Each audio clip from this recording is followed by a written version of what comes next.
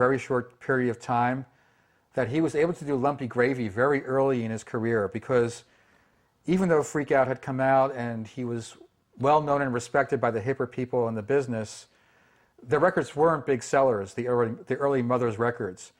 And he and I think record labels must have known that doing an orchestral work that didn't involve the Mothers of Invention as a band must have been infinitely less commercial. But I think it was very important to Frank Zappa to have an outlet for this kind of music, because as far as his avant-garde and compositional work, he was able to use a lot of that in the Mothers of Invention records, but it had to be usually within a song-oriented framework with lyrics.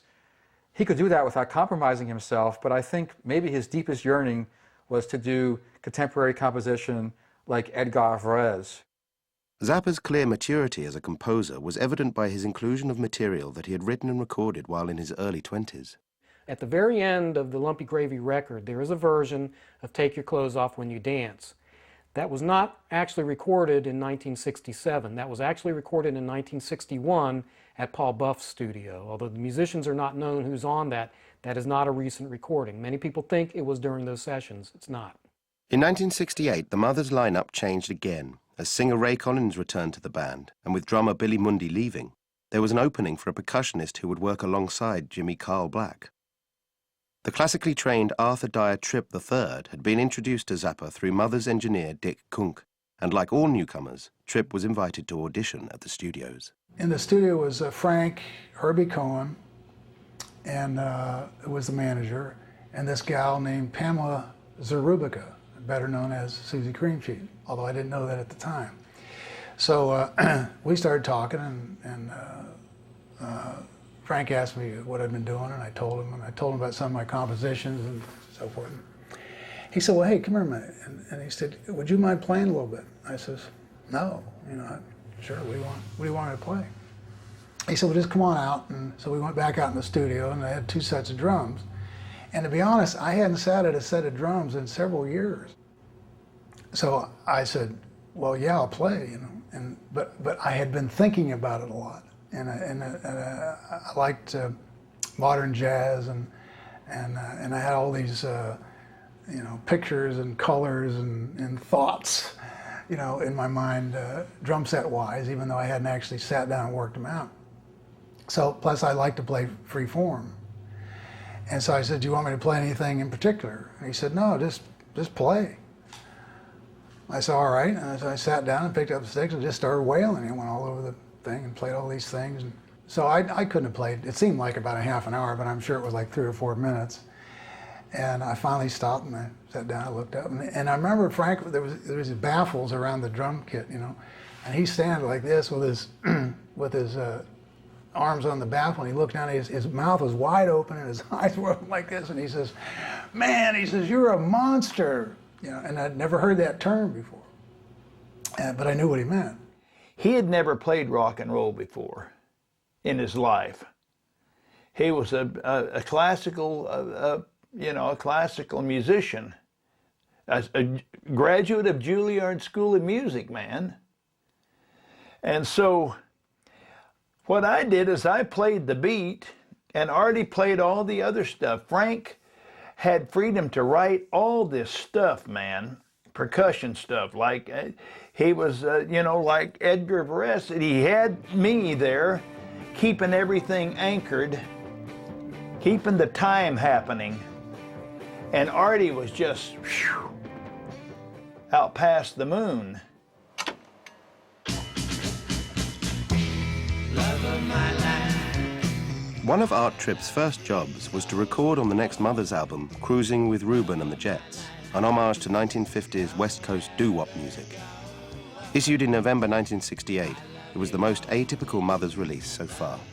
Cruising with Reuben and the Jets was a send-up, but it was a very affectionate send-up, I think.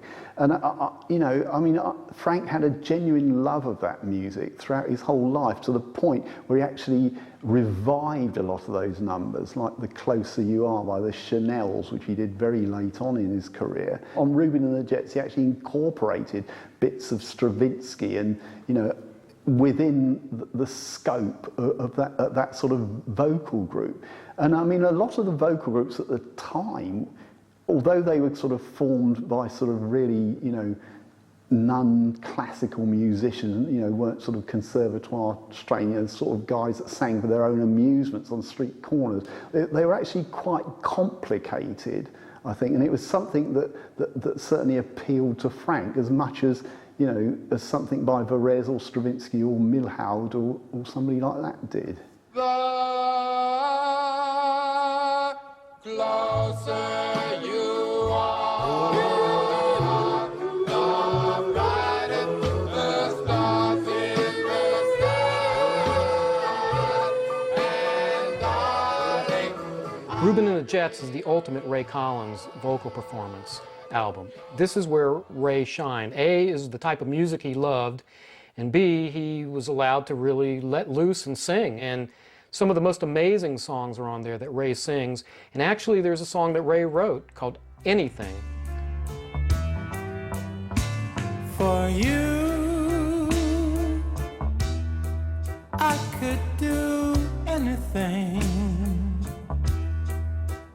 for your love. My heart cries. It was really a tribute to Ray Collins, because it's Ray Collins' whole trip, man. He did most all the vocals. Frank did vocals. I did vocals on it, and Roy Estrada did the boy soprano sang a lot of the high stuff. But mainly that's Ray Collins. For you, I could do anything for your love. My heart cries. Reuben and the Jets was one of the most simple-minded yet complicated records that Frank ever made. I mean, the sort of layers of what was sort of compacted into some of the tracks is very subtle. For example, at the end of Fountain of Love, they actually go, ooh, you, like that. And that is actually the beginning of the Rite of Spring by Stravinsky.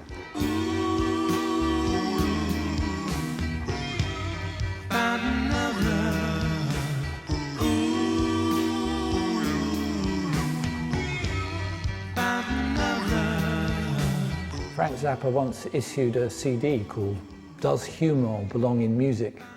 And it's a question he was obsessed with throughout his life.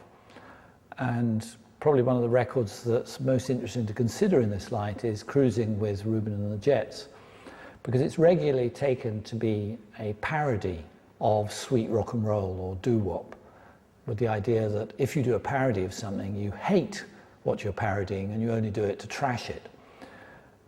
But you can listen to Reuben and the Jets in a completely different way. My friend Danny Houston told me that he'd had a love affair that broke up, and he went home and played Reuben and the Jets and wept all the way through and took it completely literally. To maintain the doo-wop parody, the Mothers of Invention were not directly credited with the album, and it was released by the fictional Reuben and the Jets, complete with a high school photograph of Frank Zappa with neatly cut hair and a pencil-thin moustache. The alternative identity employed by the band diverted the listeners' attentions from the fact that this was actually a Frank Zappa album. A lot of people didn't realize it was the Mothers of Invention. Some people thought it was an unearthed album from 1950s that they discovered. You know, the songs were that close to original type 50s doo-wop songs, all except the very last song on the record called Stuff Up the Cracks.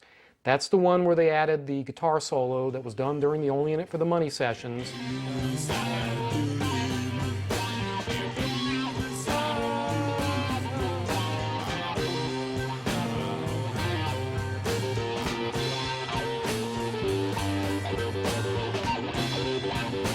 Zappa allows himself a little guitar solo at the end. It's not a full freak-out, feedback, post-Hendrix electronica thing on the guitar. It's kept fairly acoustic sounding, but there is a little sign almost that having considered this music, there is a little room for freedom, and that we have a little guitar solo at the end as kind of a reliever of this kind of pent-up feelings of being in a do-what world. In late 1968, a year after their first European tour, the Mothers returned to play extensively in Germany. One notable concert at the